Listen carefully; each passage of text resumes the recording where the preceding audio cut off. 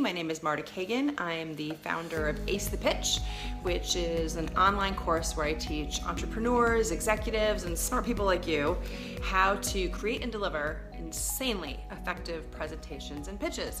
And I want to talk to you today about a particular kind of presentation or pitch that a lot of you have told me that it's sort of like a dream, a thing you really want to do one day, which is to give a TED Talk.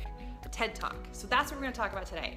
How to crush a TED Talk, whether you are literally going to be on the TED stage or you're just going to be giving a talk, but you want it to have that kind of power and emphasis. I'm going to give you access to a free cheat sheet that you can download. All you have to do is text TED Talk, TEDTALK, in all capital letters, one word. TED Talk, all caps, one word. Text that to 33444. Okay, so how to give an awesome TED Talk, how to crush a TED Talk, whether you're literally on the TED stage or not. A few people who signed up for this actually emailed me and said, "What's a TED Talk?" Which was amazing to me because I watch them all the time. I listen to them. There's a podcast version. TED is a conference. TED stands for Technology, Entertainment, and Design, and it was something founded in 1984, so back when I was 12, and it was all about sharing ideas worth spreading. It was initially a conference that happened out in California. About 800 people would gather every year, and amazing entrepreneurs, thought leaders, performance artists, you name it, all walks of life from technology, entertainment, and design would come to this venue and they would tell a story in 18 minutes. Now, TED was envisioned by a guy named Richard Saul Wurman. He's the founder of TED, and his basic idea was, what if I could create a place, a format, for people to give the greatest talk of their lives in 18 minutes. The greatest talk of their lives in 18 minutes. So that is essentially the essence of what a TED Talk is. It's the greatest talk of your life about an idea worth spreading that you give in 18 minutes or less. Now, if you have not ever seen a TED Talk, if you still have no idea what I'm talking about, go to TED.com, TED.com, as soon as you finish this call or right now, and check out one of the 2,400 or more TED Talks that have been recorded from all kinds of topics, everything from, business issues to global issues and everything in between, in over 100 languages, featuring speakers, performers, thought leaders like J.J. Abrams, who's made the recent Star Wars movies and many other films, Bill Gates, who founded Microsoft, Jane Goodall, all her research with chimps, Stephen Hawking, physicist genius, Al Gore, who did An Inconvenient Truth, became a movie later, first time on the TED stage, and lots of not so famous people who also have an idea worth spreading. So you don't have to be a former president or a celebrity to give a great TED Talk. You just have to want to give the greatest talk of your life. And that could be a sales pitch. It could be a, defending your thesis. It could be any number of things. This is a skill that I wish they taught in schools, like elementary school. I wish it was something that everyone got to learn because it would help us all communicate better. So what is different about a TED Talk besides the famous names and the idea that it's 18 minutes and the greatest talk of your life? Like, how is it different than any other presentation that you listen to every day? And P.S., we are forced to listen to many of them. First of all, the topics are different. It's not buy my product or fund this company or whatever. They're topics like happiness, ethics, psychology, food, knowledge, right? They're topics that are universally accepted. They're stories that are about how we live.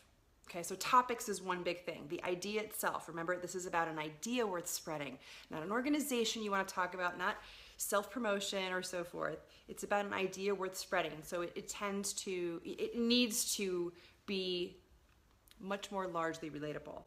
The other unique thing about TED Talks is that a lot of them don't use any slides, but on average they use half of the slides that a typical presentation uses. So we're not talking about, PowerPoint PowerPoint. We're talking about a talk. We're talking about making people feel something, inspiring them to change, to act, to do, to think, to rethink. That is a whole different animal. The other thing is, unlike most presentations, which are about facts, sharing information, data, facts and figures, expectations or whatnot, TED Talks are about passion and possibilities, right? It's painting a picture of what could be based on a story about what is, what failed, what didn't work, what hurts, what's confusing, what needs to change. That is a really key, essential point. Let's get into the 5 key ingredients of a great TED Talk. So we get it, right? It's the greatest talk of your life. It's about 18 minutes and you don't use notes. It's really scripted. Like this is your moment. So what are the essential ingredients to make it really remarkable, memorable, effective? Even if you're not on the TED stage, even if you're just gonna give this at your local community center, or just something you want to do, it's on your bucket list. Don't care. Number 1, you need an idea worth spreading. That is the actual tagline, the actual thing that TED is about, an idea worth spreading. And so what does that mean? That means it is something that will be of service to your audience, something that will inspire them, motivate them, help them change, something that is for the greater good. Okay? So number 1, an idea that is of service to your audience or to the greater good. That can be something brand new. You've come up with something, you've innovated, you've come up with a new idea, you've invented something, you've come up with a solution to a problem that we all can relate to. So something brand new. It could be just something surprising, a new way to look at old data, old information, a new, fresh perspective. It could be something that challenges an old belief. Any of those things are valid sources of an idea for what could be the source of your TED Talk and the thing that is an idea of service to the audience or the greater good. Related to that, in number 2, is something that gives to the audience more than it takes. So this is like the number 1 rookie mistake, and this is a mistake way beyond TED Talks. Like most presentations suck. Not just because the PowerPoint slides suck, which they usually do, but because most people come to a presentation or pitch and they say, here's what I want. I want you to buy my product, promote me, support me, fund me, donate to me, like me, tweet me, whatever. Me. TED Talks are inherently not about me. They are about the audience. They are about the greater good. So when you can take your ego out of it, even for just a brief moment, and say, what do I want to inspire? What do I want to change? Your goal is to give to the audience, not take from them, to inspire them, to educate them, to entertain them. So everything has to be about them, not you. Them, not you. All right, so give more than you can take. Number 3, start strong. Here's how 90% of presentations start and why 99% of presentations fail. People do this.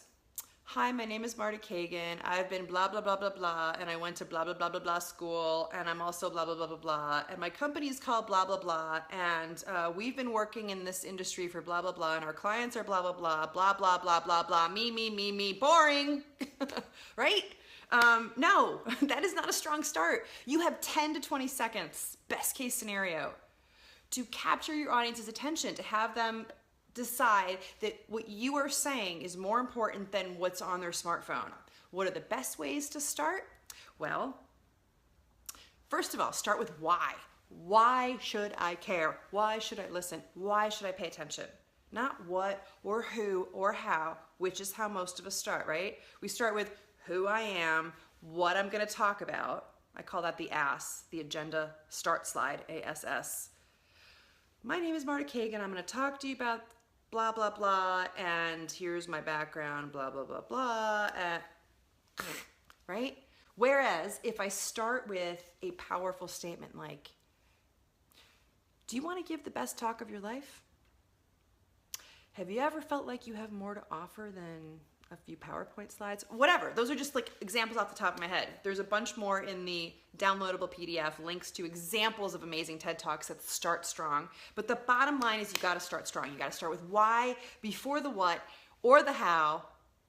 You gotta start with that. Stories. Stories are another piece. I feel like I'm standing on my soapbox again, but yeah, I am. Stories are so important. People relate to stories. Stories are a universal format of connecting, learning, remembering. If you want people to hear and remember what you're saying, stories, and a personal story is a great way to start a TED Talk as well. And finally, provocative questions, statements, or facts. So again, this doesn't mean it has to be a brand new, unique thought. It could be taking a piece of data that has been, like red meat is bad for you. Shed new light on that. Is there new research that you've conducted? Is there a new theory that you have? Is there a new idea that you have? Use that provocative statement, factor, question to frame the reason why you're going to deliver something that gives to the audience, that is useful for them, that is of service to them, and that contributes to the greater good. That is a strong start. Cool? Okay.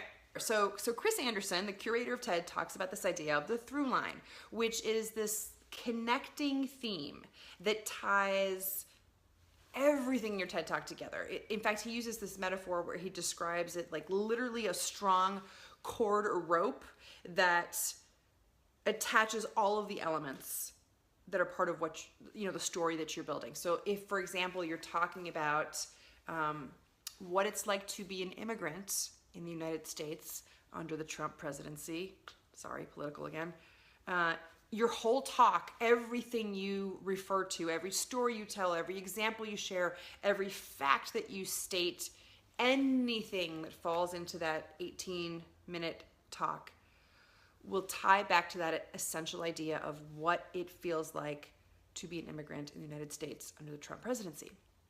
I've included some great examples in the PDF download that you can get by texting TED Talk in all caps to 33444. TED Talk, all caps, 33444.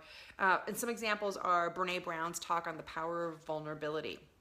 So she gives an 18-minute talk, and the through line of that is essentially vulnerability is something to be treasured, not something to fear or to run from.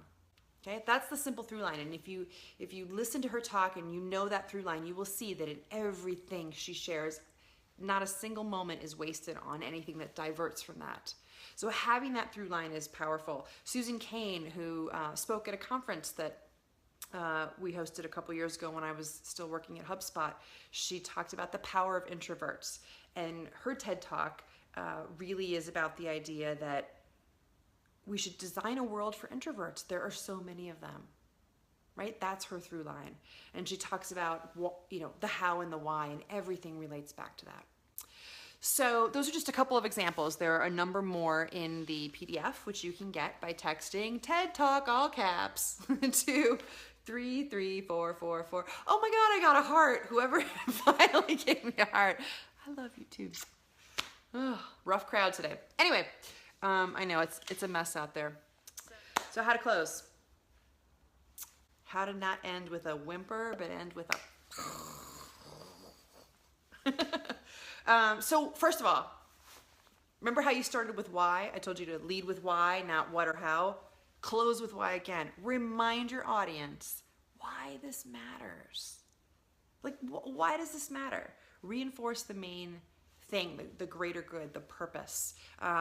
A great way to do that is in a short, inspiring statement, like a little catchphrase, like Obama was great at this. Yes, we can, right? So close with that reminder of the why, the purpose that you began. Another great way is to make a personal commitment. So you might come out and you might be talking about how we need to resist the autocratic nonsense that's happening in the White House. You may say that, but make your personal commitment. I personally am going to call my senators every goddamn day until things change. I'm going to do that. Will you join me? The third thing, and this is an often overlooked one, even if you're kind of thinking about 1 and 2, is to script. This is called Scripting the Critical Move. This comes from a book called Switch. Scripting the Critical Move is all about telling people exactly what you want them to do. So if I want you to call your senators, I'm going to tell you that. Call both of your senators, or all 4 of your senators, or all 100. That's not true. Call your senators every single day. Basically, like, this is what you should do. You don't need to guess. You need to worry. You don't need to figure it out. You don't need to be confused. Here's what I want you to do. So script the critical move. Convey a sense of urgency. You know, change is hard, and people have a lot of stuff going on and a lot of competing priorities. So, you know, it would be nice if you made it clear when to do the thing you just told them to do. So create a sense of urgency. We need to do this now because blank. The more of us that join by whatever, you know, so introduce that factor, urgency, into the final closing. And then the last thing, and this one's a little more performance-y, but I know that works for some of you creative types. And frankly, it just works. And that is to be a little bit poetic. And what I mean about that isn't that you literally need to Dr. Seuss it and say, I do not like green eggs and ham. I do not like them, Sam I am. You don't have to rhyme. You can. That might work. You don't have to rap. You don't have to rhyme. You don't have to sing. You don't have to recite poetry. But poetry in the sense of using vivid, powerful, emotional words, creating a vivid picture of the vision you're trying to create, the vision you're asking people to support, the thing you're asking people to do. What will that be like? Be poetic. Close with that kind of feeling so people can leave on a high note and feel like, if I go to the Women's March in DC, I will make a difference. I will make a difference for me, for my daughters, my granddaughters, all the daughters. You know what I'm saying? Yeah. Okay. That's it. The last thing I want to share, unless anyone else has a question, I'm just scrolling here to see what else we got, question or comment that they would like me to answer now, is that if you have not grabbed the downloadable PDF cheat sheet, the Crush Your TED Talk cheat sheet, it's like 5 pages or so, and it's got all the important things I covered today.